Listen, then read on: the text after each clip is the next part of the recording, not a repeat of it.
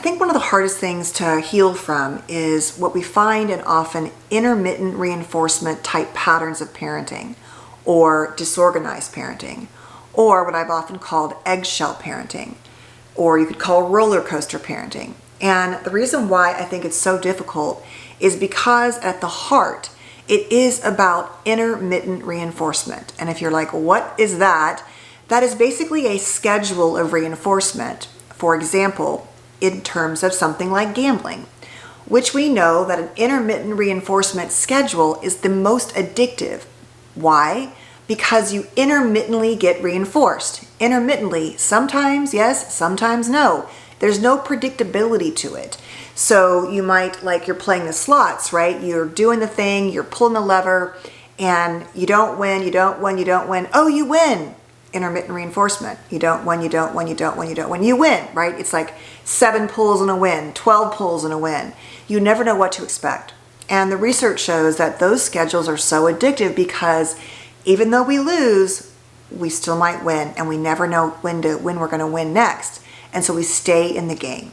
Well, that is really what happens with parents who are eggshell or roller coaster type parents. And I'm talking about those that would fall in a more high and low kind of disorganized pattern, where it's not always bad. And as I've said, that these are the most common, I believe, in parents who struggle with some form of narcissism, of borderline, of any kind of disorder or trauma where they're just unpredictable, bipolar, it could be lots of things. But at the heart of it, it's like the parents could be fun and loving and supportive and helpful and great, but also cruel and harsh and unloving and intense and hurtful and wounding. And I know personally and professionally that trying to reconcile and deal with these relationships, whether it's a marriage, a partner, or a parent, are some of the most difficult because it's not always bad. And I don't think anything is like always bad all the time. But what I'm talking about, as I've shared in many videos, is that you get good love and bad love. Now, I know the argument is it even love? And that's a different argument. But I want to go into what it looks like so you understand, if you have this kind of parent, why it may be profoundly important to do, research, get books, go to therapy, listen to podcasts, watch videos, and understand how you're often reenacting this intermittent reinforcement in your relationships today. And what you're often doing is that you show up believing that love is good love and bad love. And so when a partner gives you good love and bad love, you're like, oh, that feels like home. But you don't say that, you justify the bad love. Oh, they're working too much. Oh, they're trying to support our family. Oh, they're having a rough day. Oh, they're going through a hard time. And yeah, all those things happen. But we're talking about ways we justify and minimize really bad behavior in relationships, unsafe behavior, just not even loving behavior. So, number one, what does it look like in a parent? It looks like their mood going up and down a lot. So they're happy, they're crying, they're sad. It may not be in the same day. It may be, to be honest, but it may be spells where they're great and then they're terrible. Or certain times of day, they're fine. Or when they're drinking or whatever it is. This is also very common with parents who have some kind of substance use issue. But basically, the mood is high highs and low lows, and you don't ever know what to expect. Number two, these kind of parents, even though they can be great, so I want to keep saying, even though they can have these great qualities, they will name call you, verbally berate you in some way, threaten you, whatever it is. That even though they can be saying things like, oh, you're so cute, I love you, they can also call you terrible names and make those and engage in those behaviors. They can also be very punishing and controlling. So they might let you do lots of great things that they think are okay, but when you're in trouble, they kind of go over the top. So there's no real predictability about what should be punished. Maybe the punishment doesn't match the behavior at all. It just seems like off the top of their head and random and unpredictable. They often yell and scream a lot. So they might be wonderful and laughing and fun, but they can blow and lose it and tend to do that more often than not. They often do a lot of shaming and blaming and criticizing. They often engage in guilt tripping. Well, if you love me, you would, or if you were a better child, you would, or if you didn't do that, I wouldn't act this way. So they don't really own their behavior at all. And therefore, you continue to believe it's your fault. They often will mock you, minimize you, dismiss you, invalidate you. They can create false accusations, accuse you of lying, of stealing.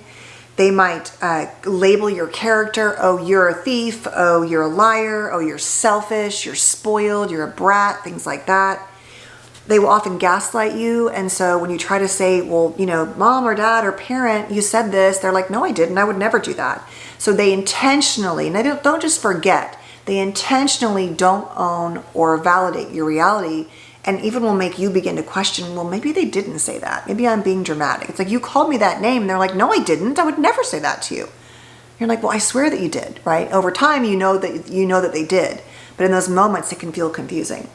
They can destroy your possessions at the same time, buy you lovely things and reward you with things they care about that they think make you like more attractive or more successful, and then burn those things, take those things, go through your diary, destroy the pages, things like that. These are often parents who parentify their children and or are enmeshed. So they parentify you through things like instrumental parentification, where you're basically running the household. I'm not just talking about chores, but you're like doing all of the work as an adult when you're still a child. Or it's an emotional and or emotional parentification, where they make you the best friend, the co-parent. They have you raise the other kids, things like that. And then enmeshment is really about no real separation between parent and child. So these really are, I often just get so triggered when the people say, oh, my child's my best friend. I tell them everything. It's like, but your child's 9 and you're 40, But the idea is that there's no real healthy parent-child hierarchy. It's an enmeshment where there's no real separation and honoring a child as a separate self and a child self. And then they can also isolate you, deny friends that they don't like, not provide access to passions and activities. But when it's something they love, and they'll be like the team manager, so it's like really confusing. It's like, well, you said you didn't have time to, go on the cheerleading trip, but on the soccer trip, you're the team parent. So like, what's that about? So it's just a lot of like this. It's like you just can't really predict. And oftentimes that is the heart of disorganized attachment, where the source of safety, the parent, is also the source of fear. And alongside things like being over-involved in the parent's state of mind, which is also common in anxious attachment, it's like you just never know what to expect. And it creates this pattern where love is really, it looks like intermittent reinforcement, right? It's just that's what you're supposed to expect in life. And so you go out in the world and you swear you're not going to pick a partner like that, but you pick one who is often similar. And it might look completely different in the beginning, but love is not predictable. And that is how you often get stuck and stay in really unhealthy long relationships, because in your childhood, that's what it looked like. It wasn't always bad. And you have become a master justifier of bad behavior because in childhood, you had to stay and survive. And now you feel like you have to do the same thing in your adult relationships. So if you want to heal and work on this, of course, you want to look at, what kind of patterns am I engaging in that might be reinforcing this intermittent reinforcement, where I just expect my partner to be great and not great, but I really minimize and deny and invalidate myself when they're not great, when they're harmful, things like that. You want to look at new ways of engaging in relationships, trying to build healthier connections, which would be about expressing yourself, setting boundaries, communicating, asking for things you want or need, deciding what's okay and what's not okay, doing a lot of work on self-compassion, where you understand that, yes, maybe you're in this, let's say you're in a bad divorce because you chose a partner like your parent and you just beat yourself up. You want to go back and have compassion and say, I did this because this is what I knew. I didn't do it on purpose, but you might also still be reenacting those patterns in the divorce or in the separation or whatever it is, or in your grief. And so you want to work on understanding that even maybe you're still doing it as you're trying to co-parent. It's like, well, now we're not together, but I'm still doing it. So I have to say, therapy in that case can be really helpful, especially if you are in a relationship or you were in a relationship with a narcissist, or divorcing a narcissist, or someone who is emotionally and relationally unsafe. And lastly, inner child work. A lot of this healing is about our nervous system, both in our child little selves and in our adult bodies that was damaged by what happened to us in our child bodies and selves.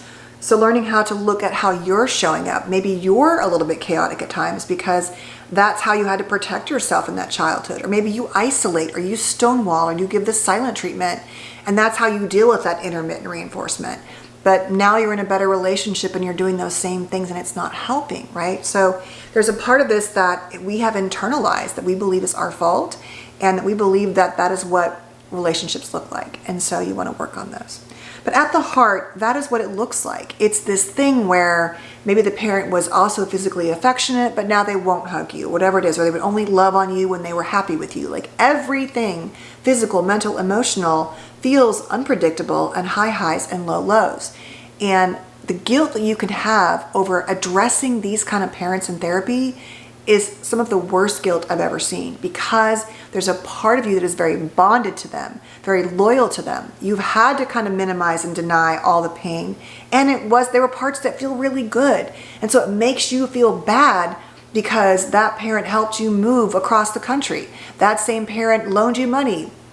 That same parent bought you a new car. That same parent was there when you had the terrible breakup. It's just that then they turned around and accused you of stealing from them or lying or whatever it is, or they walked out on a special day, as I've talked about. Whatever it is, it's really confusing. And I just want you to know that if you have this kind of parenting, that you have to give yourself lots of space and time and grace, because it can feel, even unpacking it therapeutically can be very difficult. And especially if they're still in your life and nothing's really changed, it can feel terrifying. And they often feel very threatened if you start to step outside the lines and just even slightly change the boundaries. They will often keep reacting and or turn the volume up more on you. And that can make your guilt, or maybe they're even more loving and kind. You're like, wait, what is happening?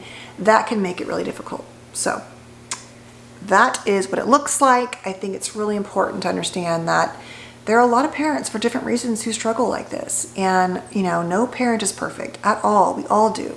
But some of these patterns can be particularly difficult when we're reenacting them in our adult lives. And they can lead us down some really painful roads as we choose partners and create families and things like that. So thank you so much. Stay safe and well, and I'll see you soon. Bye.